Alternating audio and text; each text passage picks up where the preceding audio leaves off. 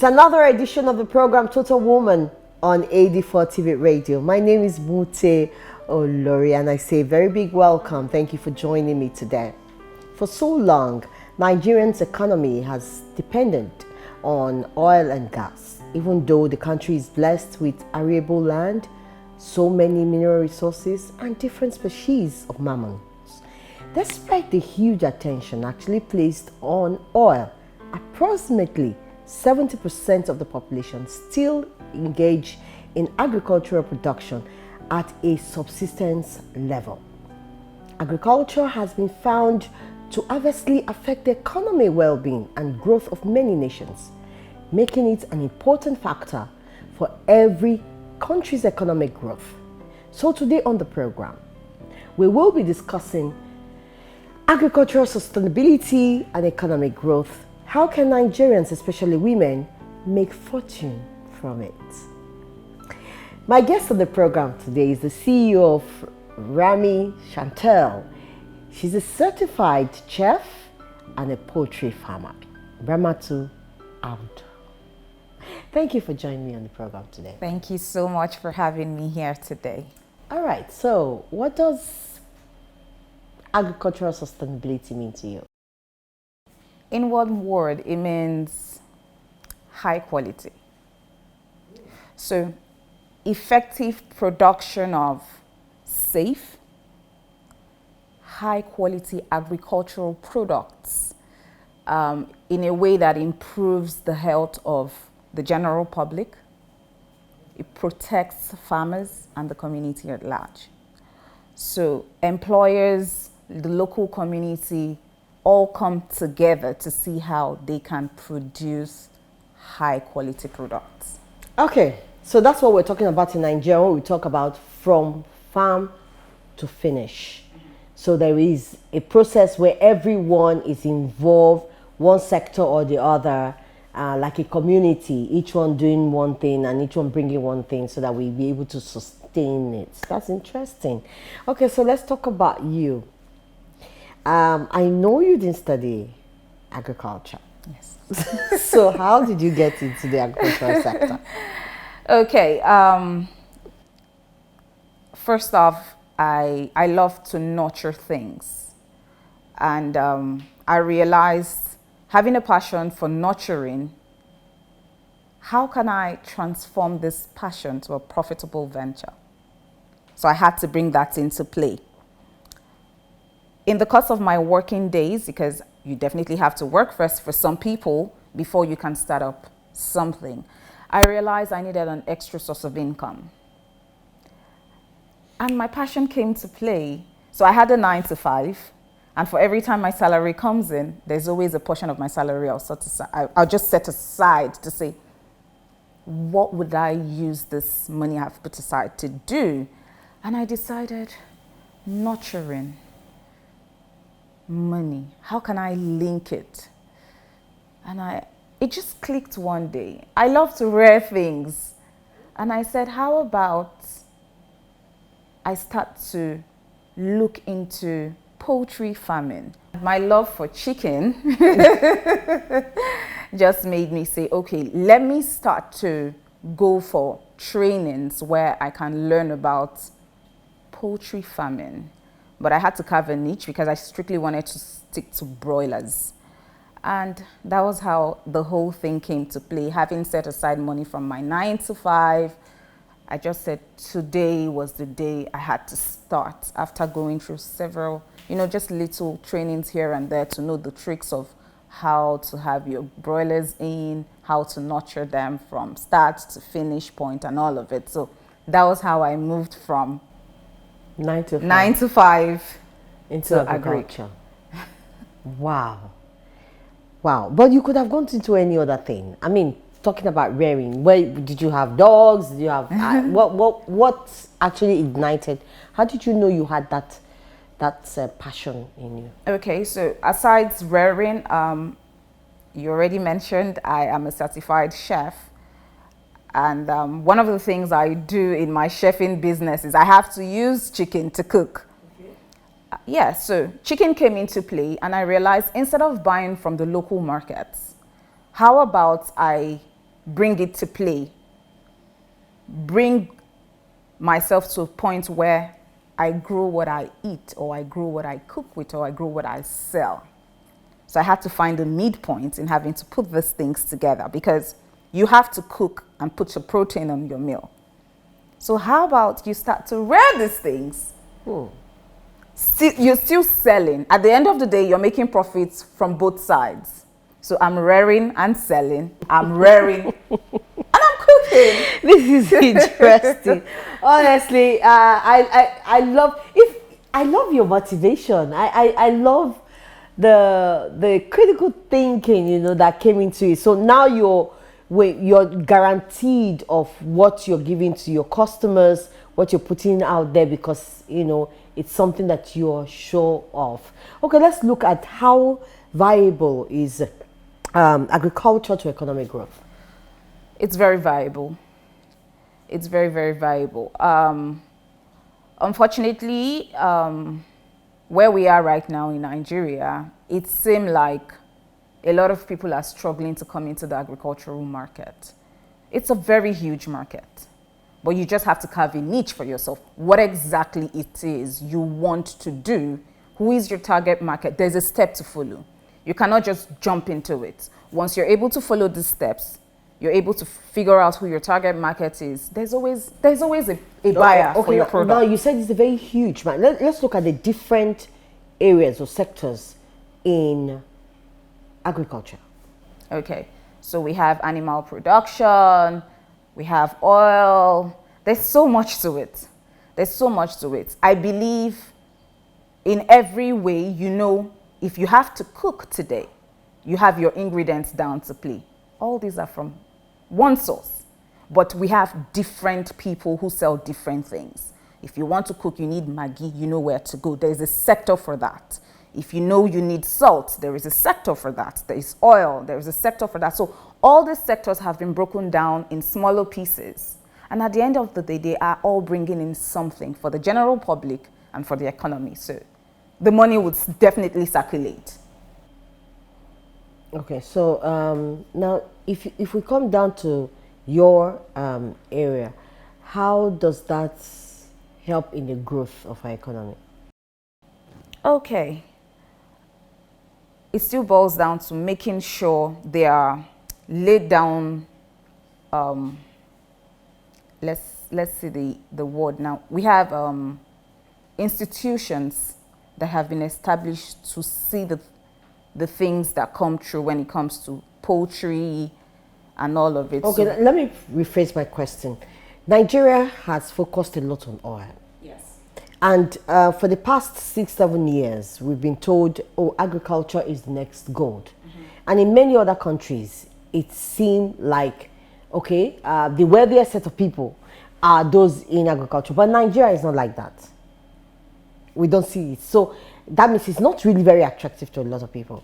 So what can we do, you know, if you want to entice me to go into agriculture, what will you tell me that will make me want to say, I want to leave my 9 to 5 and go to agriculture? Okay, first off, one of the things we need to do to make agriculture attractive is you have to improve the image of agriculture. A lot of youths do not want to go into agriculture because they have the mindset of, oh, it's hard work. It's hoe and cutlass. We need to educate people to understand. We need to educate the community at large to understand that there are different ways you can farm. We have mechanized farming. So for me to sell agriculture to you in this time and age, I have to look inwards and bring you into the sense of social media. There's something called branding in this time now. I need to brand it to a point where you'd say like, okay, it's not just slaughter a chicken and, you know, spill blood. There are processes. It can be done in a very clean way. It's packaged. You know, you're marketing it in such a way that you can see that this product would definitely bring value to you, monetary value. Because whatever you're selling that isn't bringing monetary value to you and the general public in terms of satisfaction is a problem. So for me, you need to see it as from a point of you're going to benefit from this thing you're selling, and you're also going to see that the community you're selling to benefit from it. So the monetary value is very high. Now, some people would say, oh, their 9 to 5 is very stressful. Oh, how does this make it less stressful? Now, you have to put in systems. I need to make you understand there are systems that makes agriculture beautiful. You're not just going to have to do the whole thing. There are different systems that can come to play.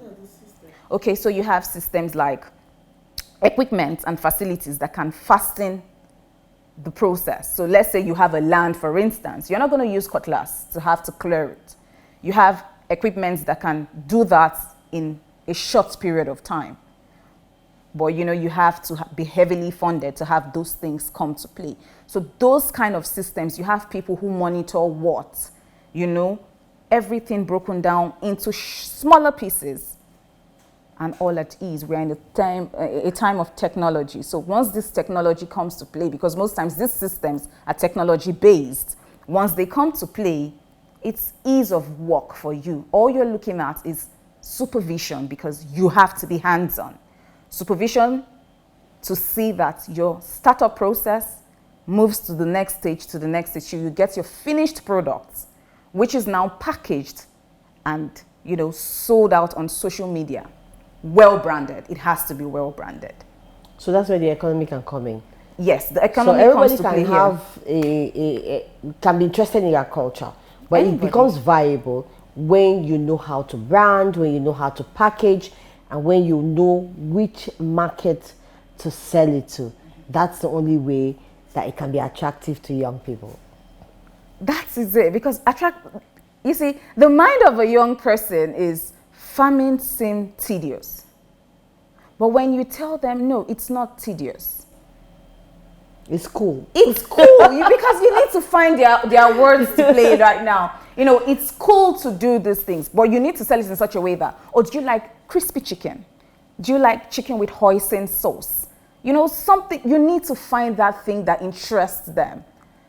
And when you're branding, you can do your chicken. For some people, they like their chicken to be playful. So you have your chicken in such a way that you're putting a playful advertisement. And their mind is like, what is this about? And you can tell them, okay, you can sell this chicken in this form.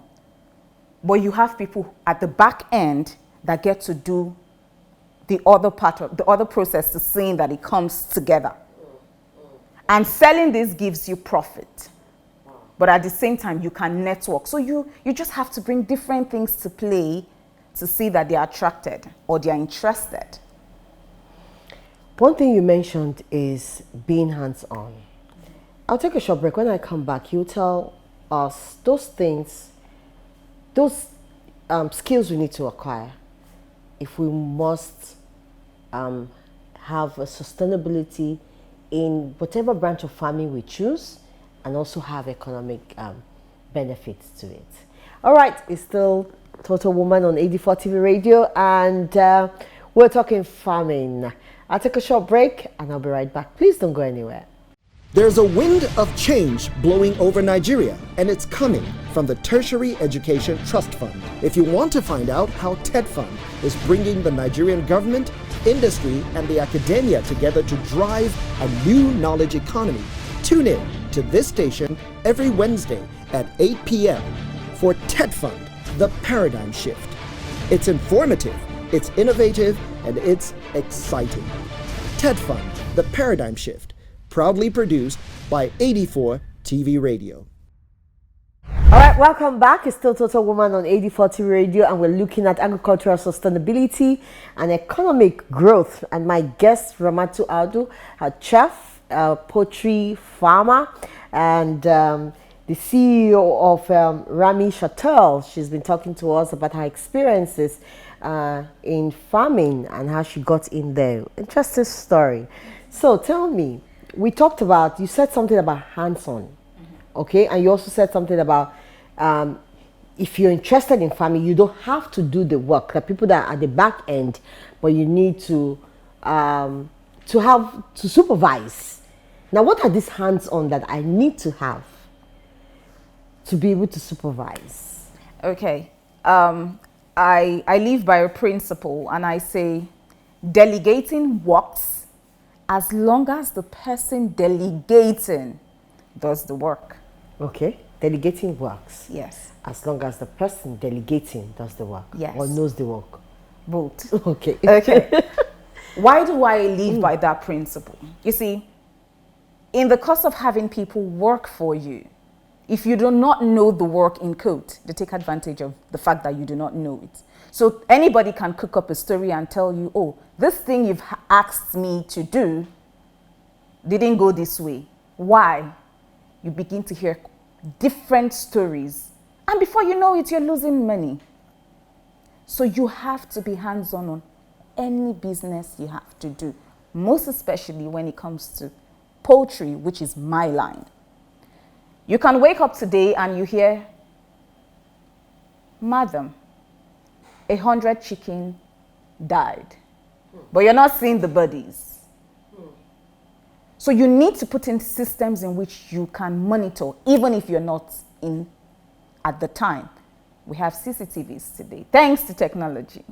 So you get to link them. Don't talk about it. Install these things on your phone. You monitor. You would be shocked. There was a video that went viral very recently. An employee stacked eggs. Oh, yeah, I saw something And the like that. poultry farmer was running at a loss. So you need to be hands-on. Invest in technology. Monitor your business. Even if you're in America, you're not in Nigeria, you can know what is going on in your farm thanks to technology. Go on visits, unannounced. You know, you have to just bump it. It's your space. Bump into your space. You would be shocked. I know of a farm around Kaduna Road. The manure from that farm, the employees, they sell it. And they tell their boss, oh, Oga, nobody buy it today. So there is always a story. And for you to not allow your business crash, you need to be hands-on. You need to go on unannounced, install things that will make you see what exactly is going on. Because the truth is you can't do it alone. My producer actually mentioned, you know, when we were discussing this topic, and she said that there was a time she invested in fish farming. And she woke up one day and they said, oh, everything is gone, and she lost quite a lot of money. What are those other factors that can really affect, apart from individuals, how will I call them now? I don't corrupt, yes, untrusted workers of those you have invested in, and you expect them to take care of the things because you felt they are the experts, you know. And what other challenges does farmers you know have? Let's taking your business. Okay. Okay. Thank you so much for that question. For For me, as a poultry farmer, I know you've heard of bird flu.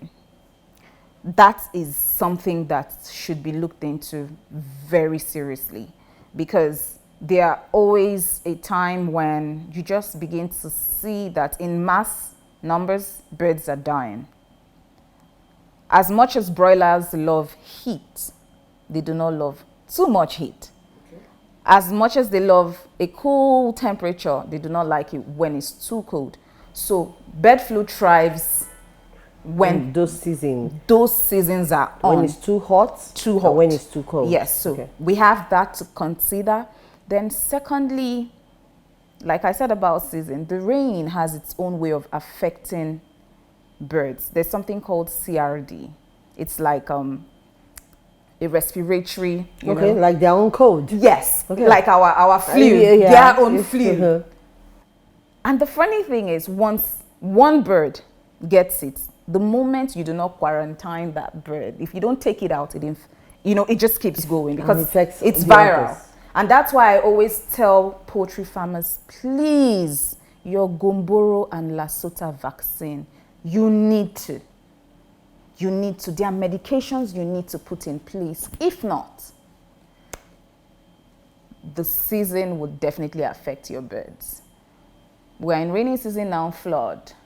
You can wake up, if you're not having like a cage or the facility that can accommodate them in such a way that if it floods, you can literally see your money moving. Oh. So you don't want that. Away Yes, by the flood. you don't want that. So all of these challenges, they are not man-made.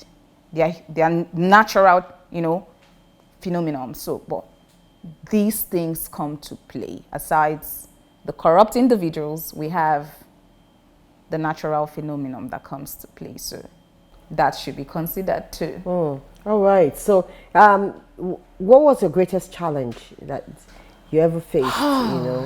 In the course of let's talk about when you started, because now you seem to be pro in it. But was it that easy when you started? No business is easy. No business is easy.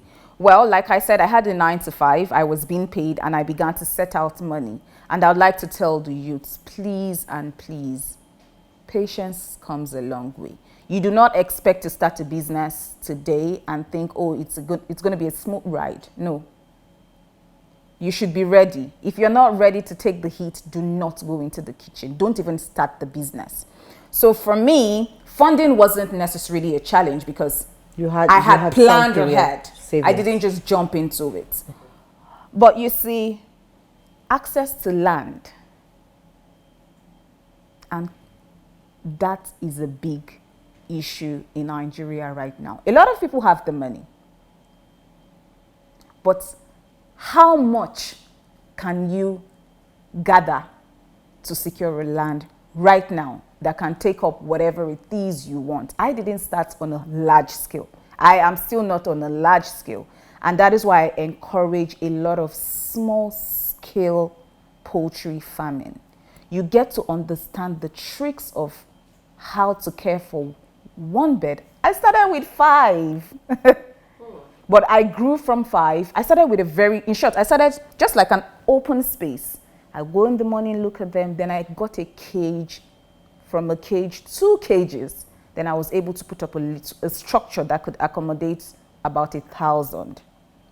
But it wasn't easy to get that land. Access to land is very, very difficult for me. So that was my major challenge. So I needed to start looking for people who could come into play to assist me to see how I can get this land space to put up a structure. So that was a very critical one for me because I didn't have enough to have invested in putting up or buying a land or renting a land because the financial implication was on the high. Yes, let's talk about that. How expensive it is to venture in this, because there are people that actually are interested. Some went to school to study agriculture. They really want to do it, but when they come back, they find out that talk is cheap.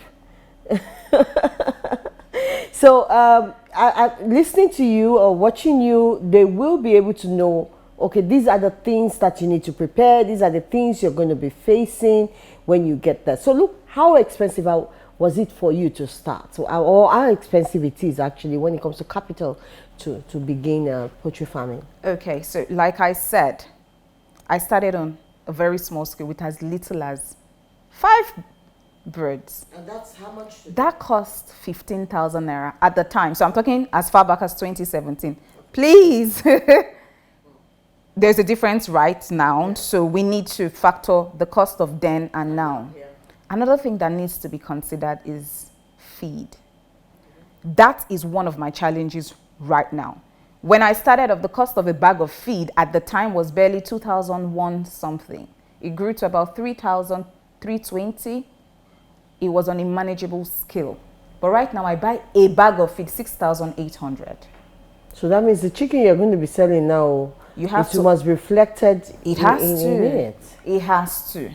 But then again, like you said, how did I start up? I didn't just start up to say I had 15,000 naira, I was going to jump into it. I needed to read it. I needed to know that I had the passion for it. Because once you're not able to see how passionate you are about something, trust me, you're going to lose interest over time. And that is not what you want. You should have a set goal. You should have funds. First off, you need to be passionate anyways. You have your set goals. You have minimal funds. I started with 15,000 naira and my business has grown to over 1 million naira. Have your funds in place. Please go for little trainings. Okay. No matter how little. Okay, so what kind of training should one interested in this area go for? You need to know how to grow your birds from day old to a minimum of, I would say 6 weeks. Because some people will tell you 4 weeks, but I do not agree with that. Grow your chicken between 6, 8, 10 weeks. They are ready to be sold out. Learn to know the medication to be administered and at what point. So all this, when you go for these trainings, you get to learn these things. Know the possible alignments that could come up.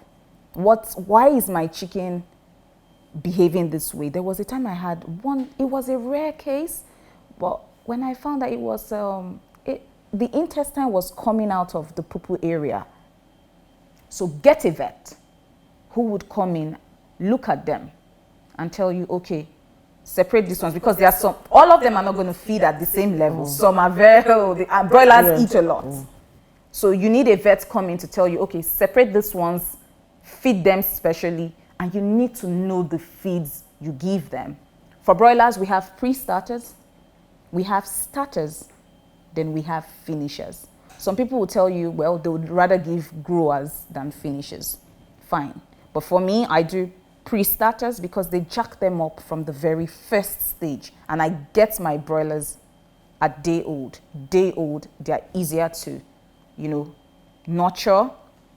You get to see them grow, understand what is really wrong with them and all of that. So day old, pre-starters, starters, and finisher. The moment you're able to understand all these things through that training process. So any young girl watching us that is interested in going into this, what kind of support do you think can be given? I think it is time for us to have institutions come to play here where they get to support financially, because that is one of the challenges a lot of people will tell you, the finances.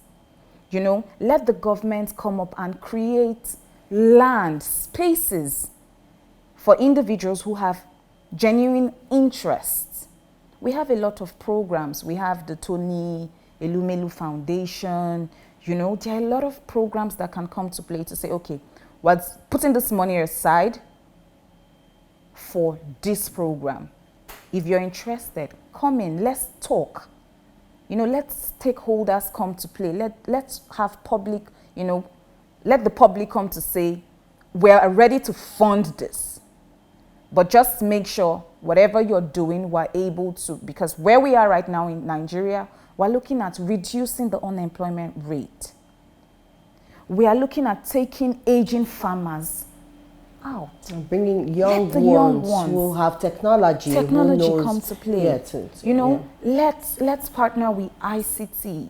ICT organizations, let them see how they can bring equipment, facilities, do things to see that the ease of farming, doing poultry business, whatever sector you want to go into, in whatever minimal sector you want to go into in the agricultural sector, let it come easy for them. But access to land and credit should really be considered. Wow. Thank you so much, Ramatu. I think if I don't have to do the really nitty-gritty work, I think I would like is a place that people should begin to consider investing into, and I think I would like to do that also. But what is the place of mentoring and apprenticeship when it comes to your kind of business? Okay. You see, the thing about mentoring people who have interest in my line of business, which is poultry, is you need to catch them young. For me, you need to catch them young. You need to make them see why you can do different things and you would get different sorts of income. Make them understand that it's not all about the money. Like I said from the beginning. What about the passion? Passion. All right. What makes me, I'm excited when I see my day olds. I'm happy. You're making it sound like they're children. Yes, because like I love nurturing. To me, they are my kids. I talk to them. I actually do talk to them. You know, we have conversations. I'm like, are you ill? What's wrong with you? You're not happy. Because when you see little broilers, they're so cute. Once they're hatched, oh my God. So do you take cute. people that you train, that you would like to train? I talk to a few people about how you can come in. First off, you need to love it. It's all about loving it. Yes, there is a part of it that is not cute. And for broilers, that part of having to clean, whoever is doing broiler would attest to it. It's not fun.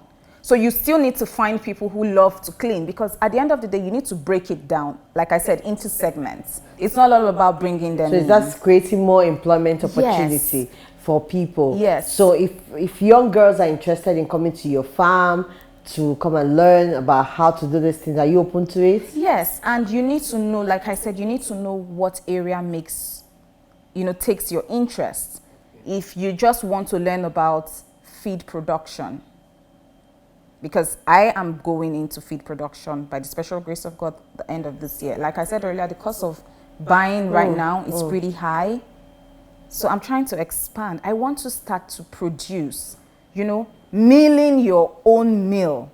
So that's another aspect, because at the end of the day, you're buying from people who produce corn, and it's still giving back to the country. So the economy goes up. You can do that too. So there's so much. Wow. There's so much. By the time in the next God knows how many years, Ramatu herself will now become the circle from start to finish. Thank you so much for being my guest on the program today. It's been an exciting time sharing your passion with you. Thank you so much. Thank you so much for having me. All right, so agriculture is at the center of the Nigerian economy, providing the main source of livelihood for majority of Nigeria. So, my guest and I, we advise you to join the bandwagon so that you will not be left behind. Why don't you try about turning your passion into produce, which will give you economic benefits. So who is joining me? Let's go. My name is Mute Olori. I'll be with you again next week. Bye-bye.